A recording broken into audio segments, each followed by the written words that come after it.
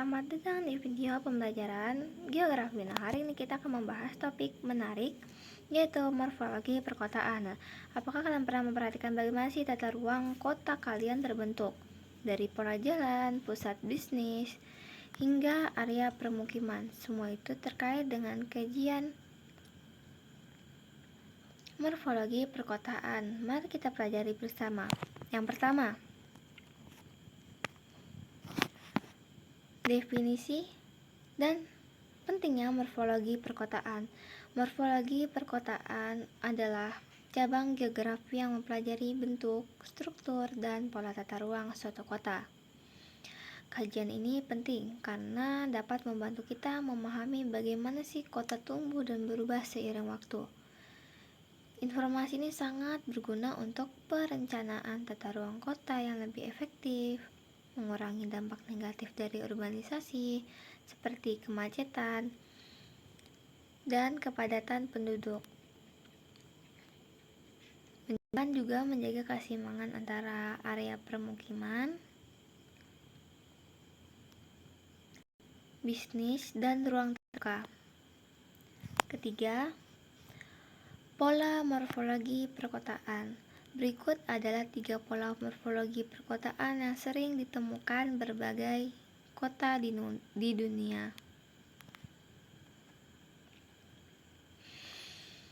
Yang pertama, pola konsentris. Pola ini menggambarkan perkembangan kota yang dimulai dari pusat dan meluas ke pinggiran. Contohnya adalah kota London pada masa awal industrialisasi. Kedua, pola sektoral. Dalam pola ini, perkembangan kota terjadi mengikuti jalur transportasi utama, seperti jalan raya, kereta api, atau sungai. Misalnya kayak Bandung tuh, yang berkembang sepanjang jalur transportasi utamanya. Ketiga, pola multinuklir, yang mana pola ini tuh menggambarkan kota yang memiliki beberapa pusat aktivitas, seperti Jakarta yang memiliki banyak pusat bisnis, seperti kayak Sudirman, Tamrin, SCBD, dan Kelapa Gading. Keempat, faktor yang mempengaruhi morfologi perkotaan. Nah, ada beberapa nih faktor yang mempengaruhi morfologi perkotaan. Nah, itu meliputi pertama, kondisi fisik wilayah, seperti kayak dataran rendah itu cocok untuk pemukiman atau dataran tinggi untuk para wisatawan. Terus, 2, perkembangan teknologi transportasi seperti jalur kereta, jalan tol, dan pelabuhan seringkali itu menentukan pola perkembangan kota. 3, ekonomi. Kegiatan ekonomi. Kota dengan banyak industri biasanya memiliki pola yang lebih terpusat pada area industri.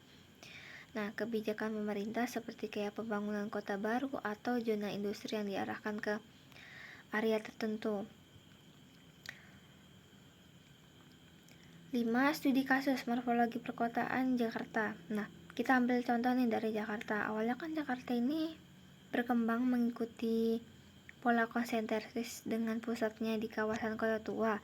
Nah, tapi namun seiring bertambahnya jumlah penduduk dan kebutuhan ruang, jadi Jakarta itu berubah menjadi kota dengan pola multinuklir. Nah, kini kita bisa menemukan berbagai pusat bisnis di tempat berbeda seperti Tamrin, SCBD, dan Pluit. Nah, 6, tantangan solusi dalam pengembangan kota. Nah, dengan semakin pesatnya urbanisasi, kota-kota di dunia menghadapi tantangan kemacetan yang parah, terus ruang terbuka hijau, ketimpangan antara area pusat dan pinggiran kota. Nah, dan solusinya yang bisa diterapkan adalah perencanaan kota berkelanjutan serta membangun transportasi umum yang terintegrasi dan menciptakan kawasan hijau dan distribusi pusat aktivitas secara merata. Nah, demikian morfologi perkotaan yang mempelajari ini, kita bisa tuh memahami bagaimana sih kota tumbuh dan bagaimana sih kita berkontribusi menciptakan kota yang lebih nyaman untuk semua. Terima kasih sudah menonton, sampai jumpa dan terima kasih.